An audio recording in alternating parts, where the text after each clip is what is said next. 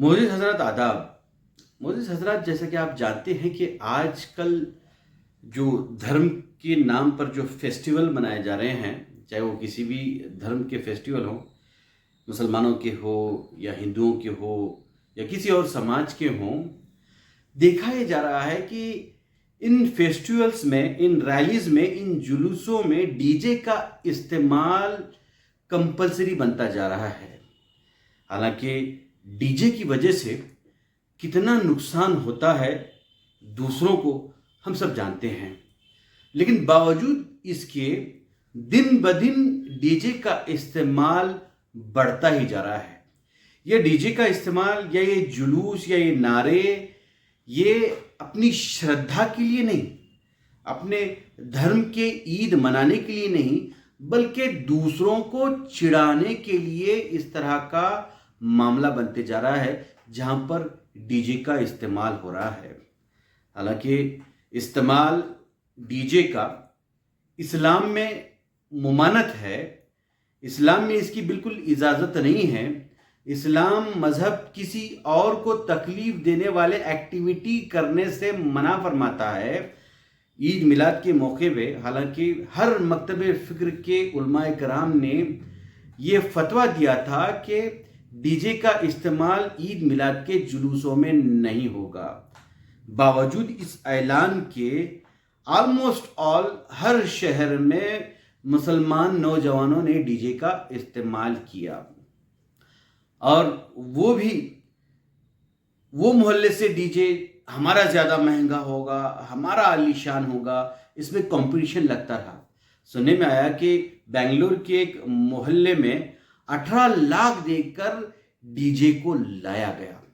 हालांकि डीजे की वजह से कितना खतरनाक साउंड पोल्यूशन होता है हम सब जानते हैं।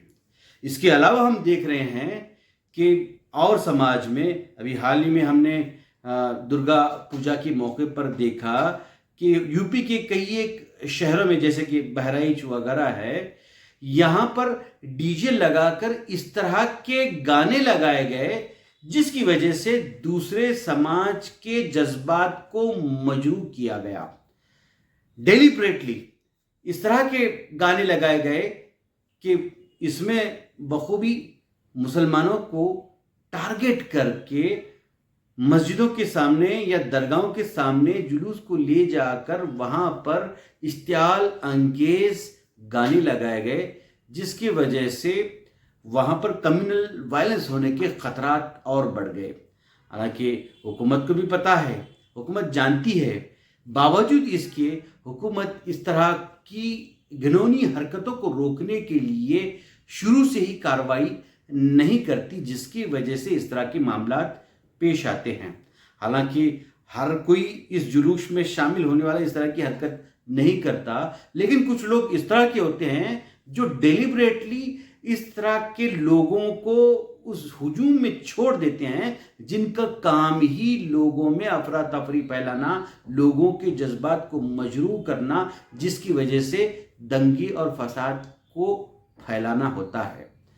ये सब जानते हैं, ये हिंदू भी जानते हैं, मुसलमान भी जानते हैं, हुकूमतें भी जानती हैं, बावजूद इसके ऐसी हरकतों को होने दिया जाता है, गलती से या जाने अनजाने में या जानते हुए भी।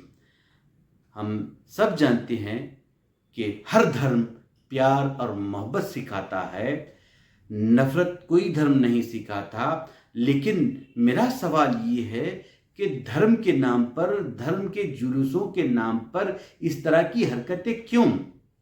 आप किस मजहब से भी ताल्लुक़ रखते होंगे या आपका ताल्लुक़ किसी भी धर्म से हो, आपको चाहिए कि आप अपने जुलूसों के ज़रिए चाहे तो अपने धर्म का प्रचार करें, अपने धर्म की अच्छाइयाँ लोगों के सामने रखें, बजाय इसके दूसरे धर्म की जज्बात को मजरूह करने का काम कर रहे हैं। इसकी इजाज़त न कोई धर्म देता है, न इसकी इजाज़त संविधान देता है, न कोई हुकूमत इसकी पुष्टपनाही करती है। ज़ाहिरी तौर पर, गैर ज़ाहिरी तौर पर ये क्या करते हैं हम सब जानते हैं, और ये कौन करते हैं हम सब जानते हैं। अब हमारे बीच सवाल ये है कि ऐसे ही चलता रहेगा तो देश में अमन और शांति कैसे बरकरार रह सकती है। अगर इसी तरह के मामलात बढ़ते जाएंगे, देश में बहुत सारे त्यौहार होते हैं, ईदें होते हैं, हर महीने 1-2 त्यौहार होते हैं, इस तरह के मामलात बढ़ते जाएंगे तो पूरे देश में इस तरह के फिरका वाराना दंगों का माहौल बढ़ता जाएगा, कर्फ्यू होती जाएगी, दंगे होते जाएंगे, लोगों का नुकसान होता जाएगा, हुकूमत का नुकसान होते जाएगा, पब्लिक प्रॉपर्टी का नुकसान होता जाएगा, तो फिर देश आगे कैसे बढ़ सकता है। हमें चाहिए कि हुकूमतें इस पर संज्ञान लें।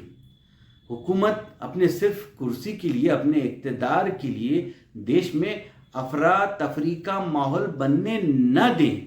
आप सिर्फ 5 साल की हुकूमत के लिए आप देश को किस जानिब ढकेल रहे हैं।